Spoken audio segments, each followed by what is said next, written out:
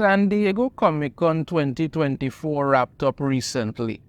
And I've been going over certain stuff that happened at Comic-Con and what's going on and all of this stuff in regards to it. So, Marvel Comics announced a few things.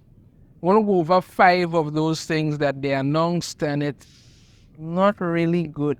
People, yeah, it ain't really good at all, to be honest with you.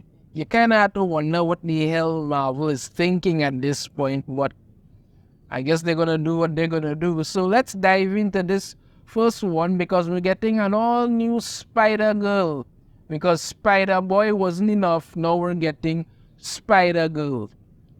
Following the breakout success of Spider-Boy, Dan Slott, Michael Cho, and Paco Medina introduced an all-new Spider-Girl this October in Spider-Boy number 12.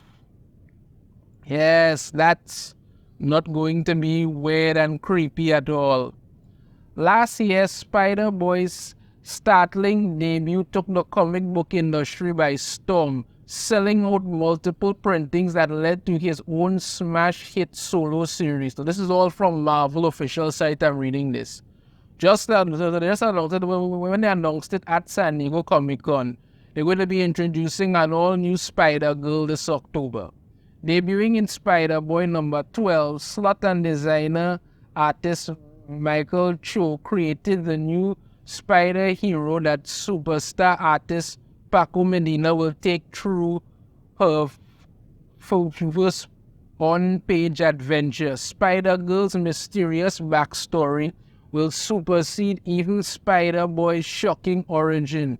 Just as the emergence of Spider-Boy turned the Spider-Verse inside out and fueled fan speculation for months, Spider-Girl has a story to share that will keep readers guessing and make Spider-Man, Spider-Boy, and all the rest question everything. The upcoming issue of Spider-Boy will also feature an exciting team-up with Daredevil.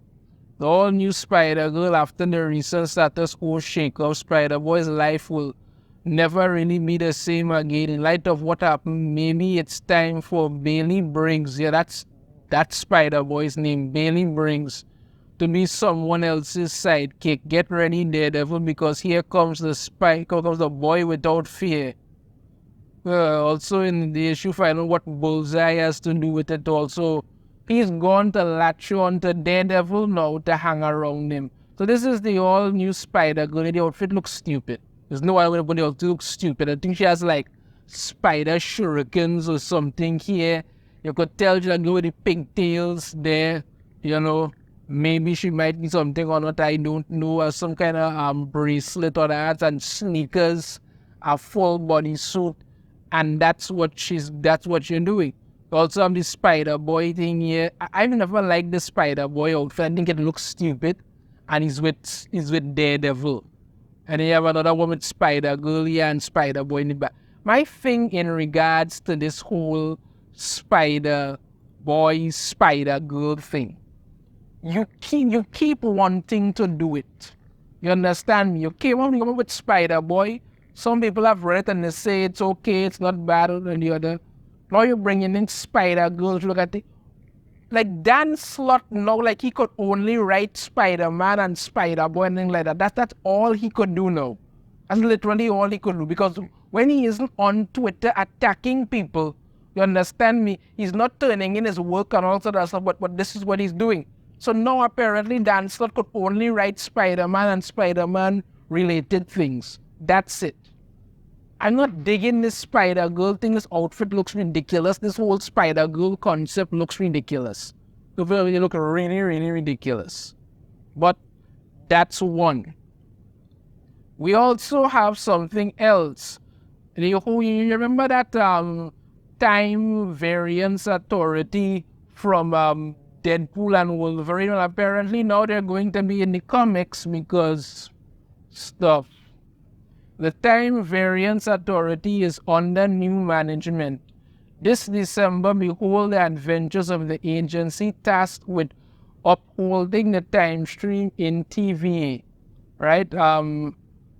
Right. C.V. Sobolski and them put it out there. TV will be a 5-issue limited comic book series written by Marvel Studios Loki writer Catherine Blair. That sounds fantastic. And drawn by acclaimed Marvel artist Perez. The series will represent an evolution for the Marvel Comics version of the TV as it is blended with its Marvel Cinematic Universe counterpart. So yeah, as depicted in the Disney Plus series Loki and Deadpool and Wolverine. So yeah, like I said, they're taking things from the MCU now and putting it into the comics. Anything to just try to say, well, yes, this is not at all. And before, the comics used to be when they were taking things from, now it's in the reverse.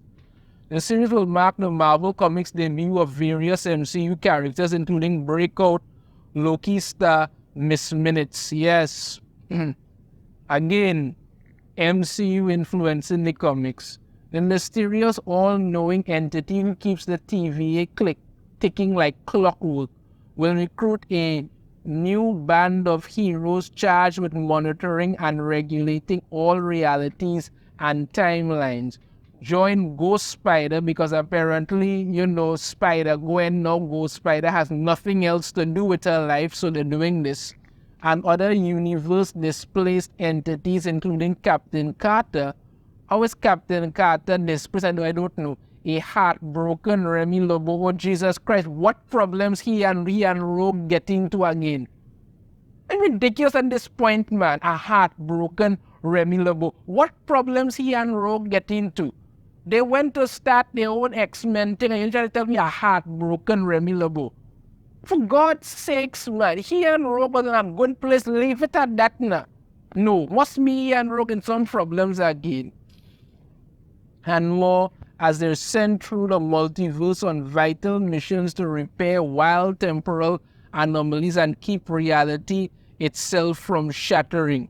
I love this idea, shared Feige. It's just as cool for us to see our work in comics as it is to bring the work of comic book creators to the big screen.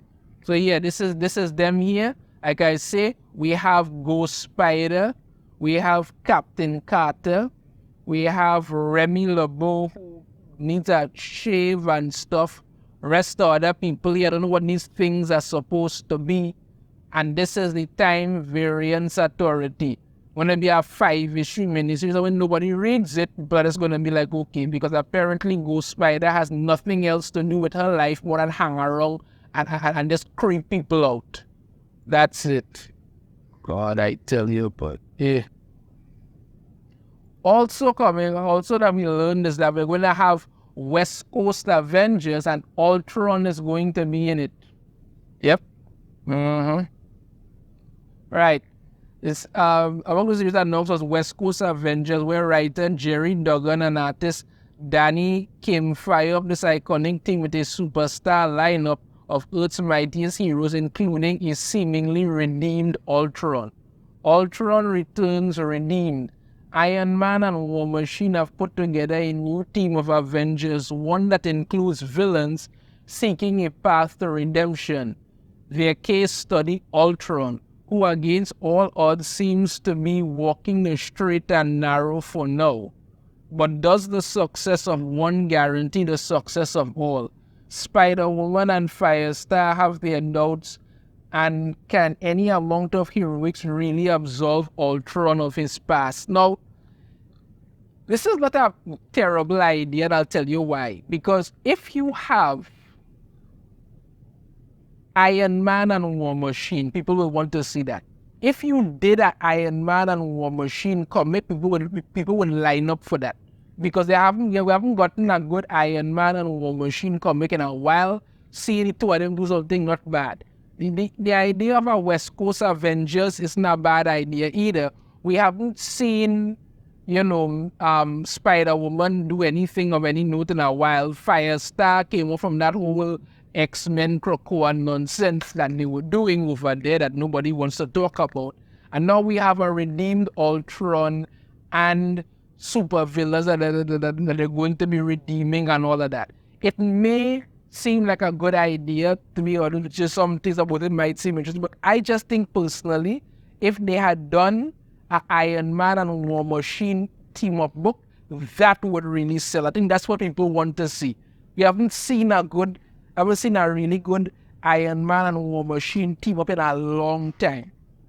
And that is our problem, because Iron Man and War Machine are two really good and really interesting characters. We don't get to see them do as much as they should. War Machine is War Machine, and you kind of always want to see that. Iron Man is Iron Man, and he's literally the invincible Iron Man. You want to see two of them team up together. Really interesting to see. Concept of Ultron now being good and will he be bad or what together? Not a terrible idea. I will say not a terrible idea. It's just that you had to kind of watch to see how this will turn out. But not an overly terrible idea. Spider-Woman hasn't been doing much of anything lately, so she's getting some screen time, or should I say some page time. That's good to go.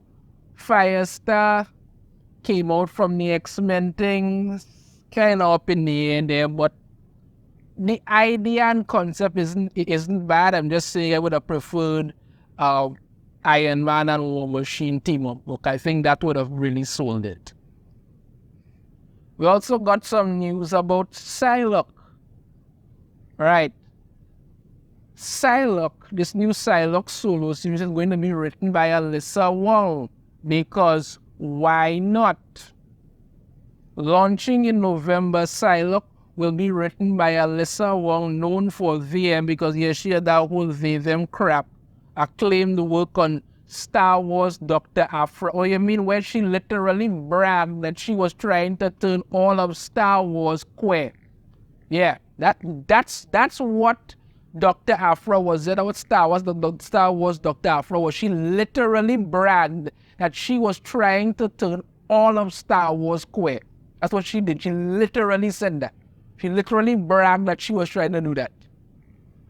They had Deadpool that nobody read.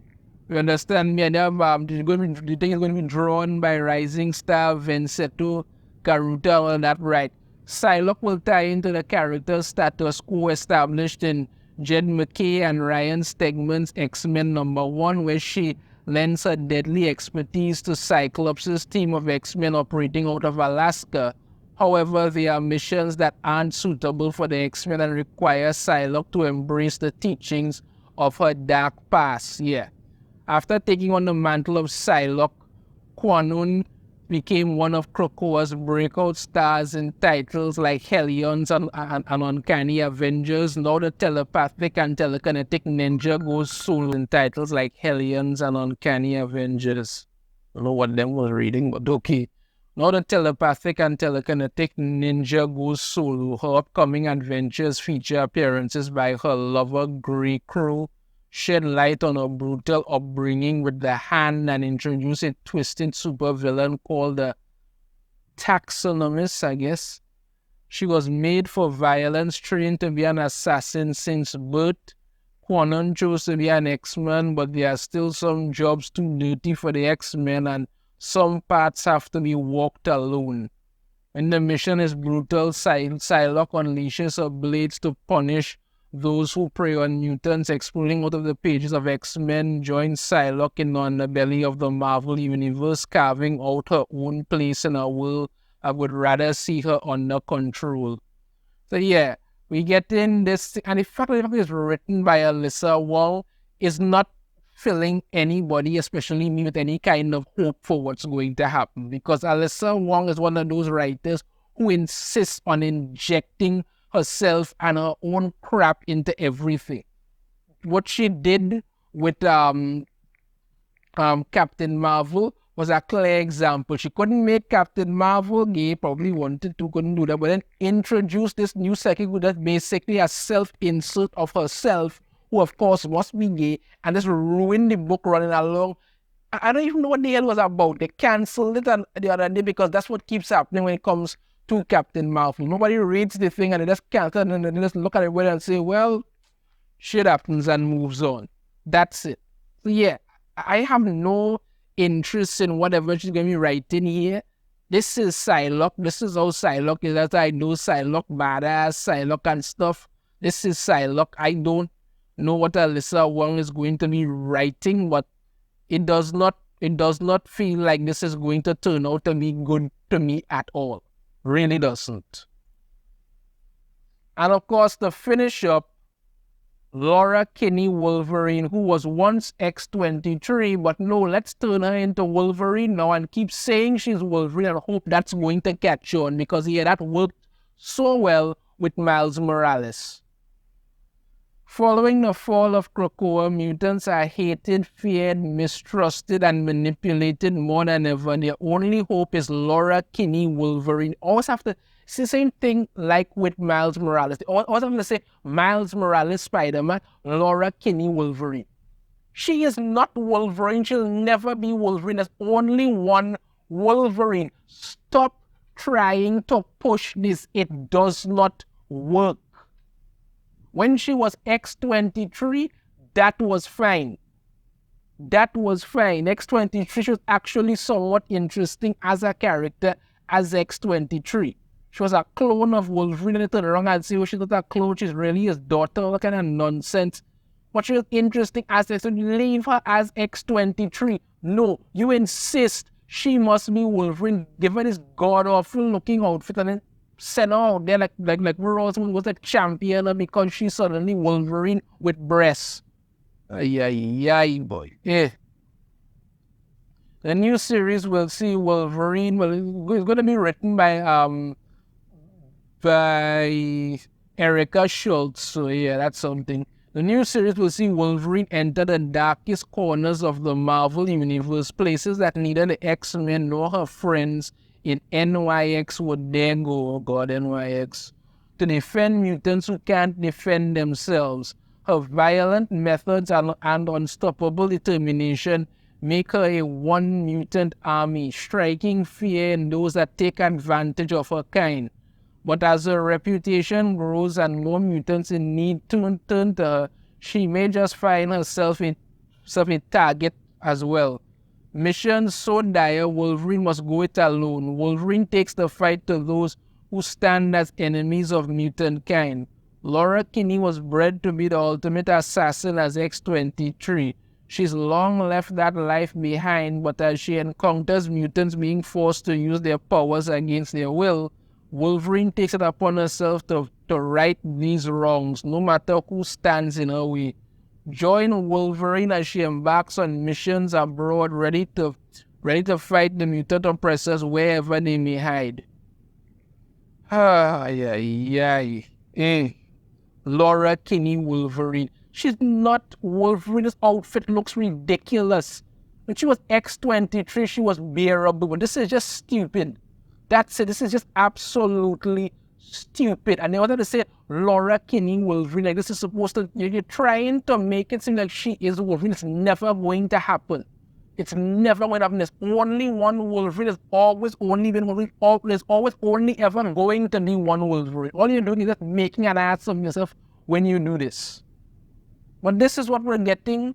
This is some of what Marvel has announced they're going to be doing. We're going to get Laura Kinney Wolverine. We're going to get Spider-Girl. We're going to get the Time Variance Authority and a bunch of other nonsense nobody cares about, but this is what they're doing. Yeah, so that's the update, people. This is what Marvel has coming, and I'm not particularly excited or over the moon about any of it. Let me know your thoughts on this in the comments. If you have a different opinion, I'd love to hear it. If you like the video, hit that thumbs up. Subscribe if you haven't already. Ring the notification bell to be notified every time I put out a new video. And I shall see you all next time. Take care.